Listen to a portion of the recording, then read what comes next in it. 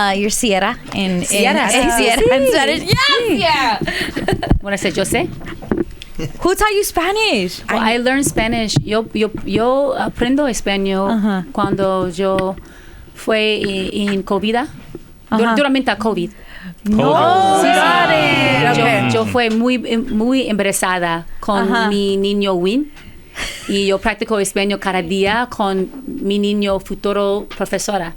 No way. Wow. Okay. You're so like, cute. I just like learned trying to. I'm not nowhere where No, I want I to be love yet, it. but I want to like. It's my mission to be fluent in Spanish. Wow. It's my mission too. It's our mission. There's this word they call this. It's no sabo, which means like you tried. Yeah, no we're those. sabo. We're those. Yeah. You said the teacher of your My son, teacher. Oh. Yeah, his son. His teacher, Professor Reguir.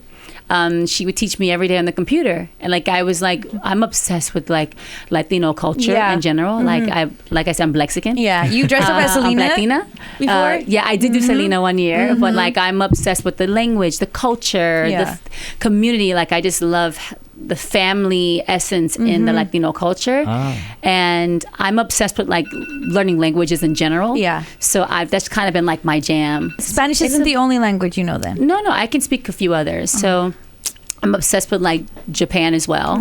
So I would like choto nihongo hanashimasu. You know, like I speak a little Japanese. Wow. Yeah, you're so cool. You get cooler every time we meet you again and again. Have you been watching or have any of the kids watch Demon Hunters? It's the whole. It's the it's jam. a thing on Netflix. Well, you know what? I didn't singing. like the name Demon. I was like not feeling it. I'm like, Cece Mom, we say K-pop Hunters. I tell her, but the show is like a jam though. Yeah, like, yeah. I watched it with her. I was like, oh, this is good, and the songs are good. Golden, you got Soda Pop on there. Oh yeah, they're great. Soda Pop. Yeah, soda pop. I mean, yeah. All this, yeah. Yeah. And my baby girl Cece, she be in the back like singing her little heart out. It's so sweet. And our son Win loves it too. Do you see that in her then? Especially like this album CC, that's what people affectionately call you. Yeah. And now your little one is I guess you can see the little isms that she has. Oh yeah, too. that's definitely a little CC. I'm like, you definitely your mama's child. Yeah. Sure. That little girl is like amazing. And then I also have my tiny baby Amora, who's she's almost 2, and it's just amazing to see these two precious girls. But Sienna, I'm like, sometimes she watches me a little too much. Yeah, I saw the back and forth. You're like, I don't want that to be your favorite song. No. Yeah. It's crazy. You don't understand. What y'all didn't see is like when we were on tour, and then she decided to show me a move that I did on stage, and I was like, I was like, oh, we're not doing that. Okay? We're not doing that. You know, like, that's just too much. No body parties over here. No body parties. Okay, nada. No. I love it. So your kids know Spanish too, I'm assuming. Yeah, if they had Spanish teachers. A little bit, you know. Yeah. Actually, Amora knows Spanish the most, the baby. Oh, what? Wow. Yeah, because my baby nurse, who's amazing, I'm not going to shy away from that. You know, I cannot do it without my team, but she speaks Spanish. So she talks like to them in Spanish. To her, like, that's the best way to learn. She said to me, manos, for her hands. Manos. She wants to hold her hand. Manos. Because I'm like, oh my gosh, what is she saying? She's saying manos. She's saying, give me a hand. Yeah, or like to clean her hands and say, limpiar tu manos. She loves to like. That's beautiful. It's good. That's beautiful. It's sweet. But all the kids are learning in their classes, but they're kind of doing what I did when I was younger, just learning just enough and to like keep it rolling. To keep going. Yeah, same. Yeah. But I think it's like that just makes your mind work different. When you learn different languages, your mind just snaps on in a different way. It's huge. And it does so much for you. And clearly, of course, the example you and Russ are setting for them, but at the same time, for them to learn on their own, it's so incredible. And being in New York too, you know, New York is like a super cultural place. Oh yeah. But Spanish is like a dominant language there, so I gotta maneuver. Get with it. They're thinking she's from DR or something. Like, ¿dónde está la bodega? Exactamente. Hola, ¿cómo estás? So is that where you heard Bad Bunny first? Because I know you said like, oh my God, that's who I want to collab Bad with. Bunny from like just over the airwaves, like just in general. Like Bad Bunny's everywhere. He's like amazing, but his tone, VIP. Like everything is, it's like the way he sings it. But like melodically, he just be on a vibe. Like it's good. Like I'm thinking about Nueva York. Like it's just energy. He has it, and it also has like bass. Like it has like a little bit of like I don't want to say traptina, but like trap Latina. Like it's like there's like it's hip hop, but then it's also melodic. Yeah. It's like, what is this? Like it's just its own unique sound. So I just love how he like makes music. You know, you feel like you're like in another part of the world when you hear his music. Right. But it also is elevated. Like it's not like, it's like hard but smooth at the same time. It's really hard to explain it. So I do like artists like Bad Bunny. Yeah. You know, I think he's super dope. You know, Karol G as well. She's super dope. You know, I don't know. I just like the Latino culture and music. Latina culture and music. You're a bebecita. You're are. a bichota baby. Because that's what Karol G calls her. We're big Karol G fans too. We are. So good. And I understand exactly what you're saying, especially specifically when it comes with Bad Bunny, is the fact that he has like things are like super to the culture like of Puerto Rico, and then he's mixing it with like the modern style of music, but it still sounds authentic. It doesn't sound like a clash. He's able to like mix it really well because it's authentically him. And I'm sure, and I wanted it to go more on specifically you because we don't have too much time.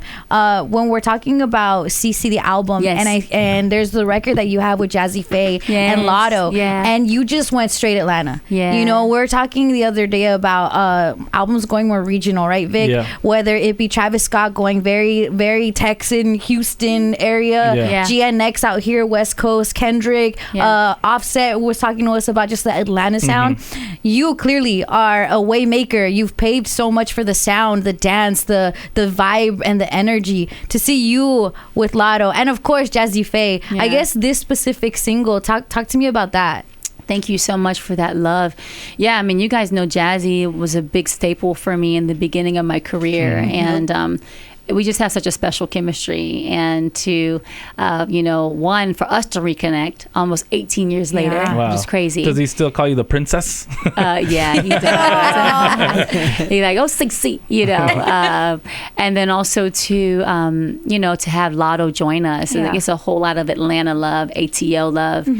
And I was just super excited to make that moment happen, you know, for so many reasons. And so shout out to Jazzy and Lotto. It's good too. Yay. I know there's a record with you and Tyga, but I just cannot stop playing the Lotto record. I love that. I guess the girl energy about it too. Like so Jazzy knows how to put y'all in a pocket where now it's an anthem for us. Oh, I love that. Yeah, it's so good. Yeah, and shout out to Tyga, as you mentioned, because you know, CC is in our West Coast bag on the visual of that. I'm from the ATL, but I like to, you know, I like to have a little fun. I like to challenge myself. And so I came out here, we pulled up at Randy's Donuts, you know, a nice iconic staple. Those donuts are massive, by the way. But we pulled up there. Russell Westbrook also jumped in with your girl and danced in the video with me, which was one of my dreams from a dancing perspective, because he always like turns it up on the sidelines. And he's always in the pocket. He'd be just like in his bag. And so I'm like, okay, I just want to really go super West Coast with this one.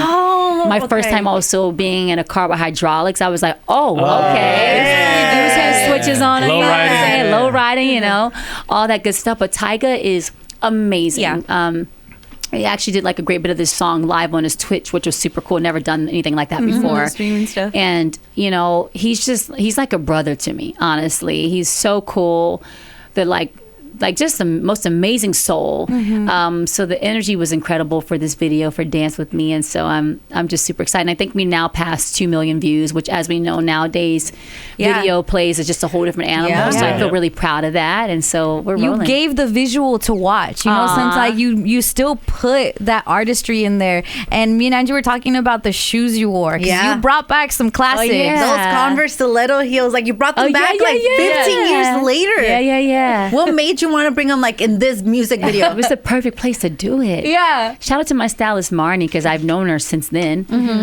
You know, and before that, you know, we just wanted to kind of like spice it up a little bit. I had my Chucks so I could like get off. I had to be able to, you know, sauce with it, walk with it a little bit. Come on. And then you know, I put on the heels just to add a little flair. You know, why not? You gotta put them on like some glass tall. Why not put the Chucks on some tall glass heels? Like, I never thought of that. Like, why not? No. Like, that's just gangster to me. See? You should be from out here. I know you're Atlanta. Yeah, born and bred. Yeah, what it do? Yeah, see? Yes. What you got me? Yeah, I wanted to ask you, NFL season starts this week. Yes. Okay, if the Giants make the Super Bowl and your man Russell Wilson is there, yeah, who would you want to perform at the Super Bowl? Me. Yeah. That would be incredible. Yes. That's actually one of my dreams, for that to happen one day.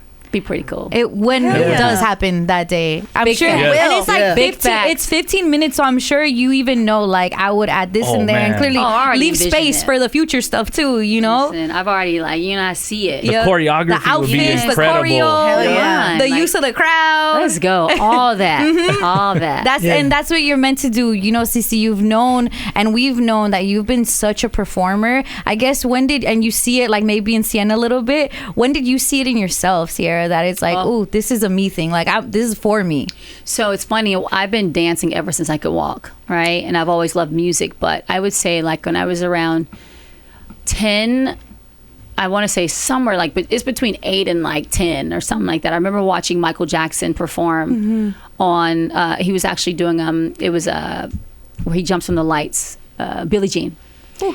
And it was a video. Oh, the video. It was a video. And he smiled. And when he smiled, it was something about his smile that was like, I'm going to do that.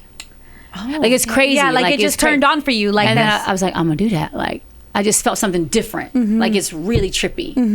And then I had my next aha moment when I was at home.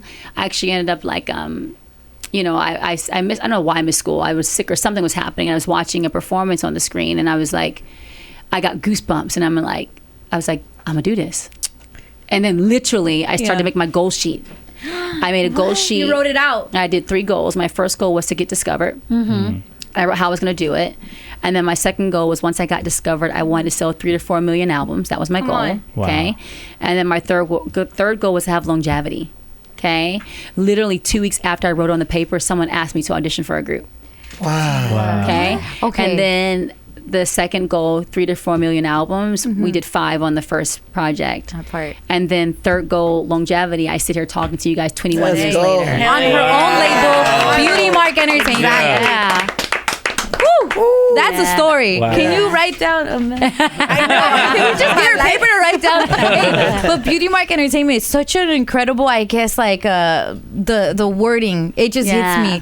But I'm sure that through those times of being in the industry and those ups and those downs, there was times where it's like, dang, I got to do what I was told and understood. I got to earn my spot, right? I got to go this route or go this route with a song or with dance moves. And now, is it a difference? Is it now I'm the label head? I may have understood the moves that I made, but what are you doing, I guess, different now that this is your thing? Yeah, I'm thankful for the wisdom on my journey, because the wisdom really taught me how to grind and how to do it and to understand things better from a business perspective. And the idea behind Beauty Marks is, I said, all the scars you get from the obstacles you face in life are your beauty marks. Come on. So that was my way of reflecting on life's journey, being like, you know what, even when it wasn't pretty, it was still beautiful. But I'm definitely able to use my wisdom, from when I first started till now. And I will tell you, there's no better and more liberating feeling than being able to do things my way and how I want to do them and on my terms, but also know that I own it.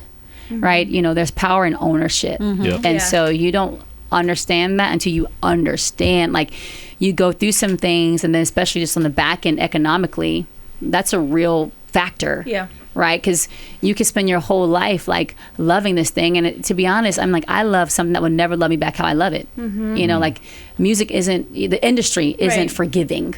So it's like, okay, but I love this thing so much. I have a passion for it. And when you do what you love, you never work a day in your life. So that's what drives me. But it's got to make sense, like CENTS, when it's all said and done. Who are you, bro? You got bars.